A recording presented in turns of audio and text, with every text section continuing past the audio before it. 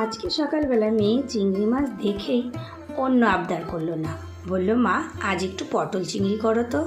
বাস আমি আর মেয়ের কথা না রাখি, তা প্রথমেই চিংড়ি মাছগুলোকে ভালো করে ধুয়ে নিলাম। তারপরে একদম সোজা কড়াই গরম করে তেল দিয়ে তাতে দিয়ে দিলাম।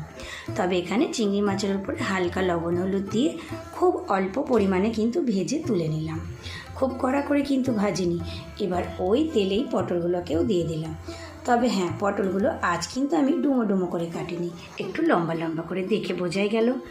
পটলগুলো আমি অল্প পরিমাণে ভেজে নিয়ে ওই কড়াই আবার তেল দিয়ে তেলে সামান্য জিরে শুকনো লঙ্কা দিয়ে একদম লো হিটে ভেজে নিয়ে দিয়ে দিলাম একটা পেঁয়াজ মাঝারি সাইজের।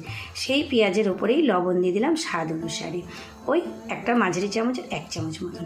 তারপর টমেটোর পেস্ট, একটু আদা বাটা, রসুন বাটা, জিরে, ধনে, হলুদ, ঘরে যাবতীয় যে মশলাটা আমরা ব্যবহার করি প্রতিদিনের, সেই মশলাটাকে দিয়ে সামান্য জল দিয়ে ভালো করে মশলাটাকে কষিয়ে নিলাম।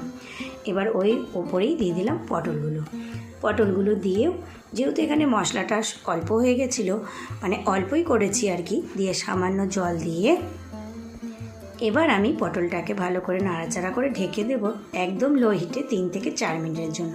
আর এখানে কিন্তু আমি সামান্য চিনি অ্যাড করেছি, যারা চিনি একদম পছন্দ করেন না তারা স্কিপ করতে পারেন। ঢাকা খুলে আমি আবারও নেড়েচেড়ে এটাকে ঢেকে দিয়েছিলাম। তারপর টমেটোতে একদম সিদ্ধ হয়ে গেছিলো, ফের নাড়াচাড়া করতে করতে একদম কষানো হয়ে গেল। তারপরে দিলাম জল, ওই একটা মাঝারি কাপে 1.5 কাপ মতন। তারপর চিংড়িগুলো দিয়ে ভালো করে নাড়াচাড়া করে ঢেকে দিয়েছিলাম আবারও 2 থেকে 3 মিনিটের জন্য। ঢাকা খুলে একদম হাই ফ্লেমে দিয়ে ভালো করে ফুটিয়ে একদম শুকনো শুকনো করে নামিয়ে নেব। আর এটা খেয়ে আমার মেয়ে তো বলেছে মা দারুণ হয়েছে। ভালো লাগলে তোমরা একবার বাড়িতে করে দেখতে পারো, খেতে কিন্তু দারুণ লাগে, নামাবার আগে গরম মশলা ছিটিয়ে। আর আমার এই পটল চিংড়ির ভিডিওটা ভালো লাগলে অবশ্যই চ্যানেলটাকে সাবস্ক্রাইব করে দেওয়ার অনুরোধ রইল। আর ফেসবুক থেকে দেখলে পেজটিকে ফলো করে দেওয়ার অনুরোধ রইল। Bye bye.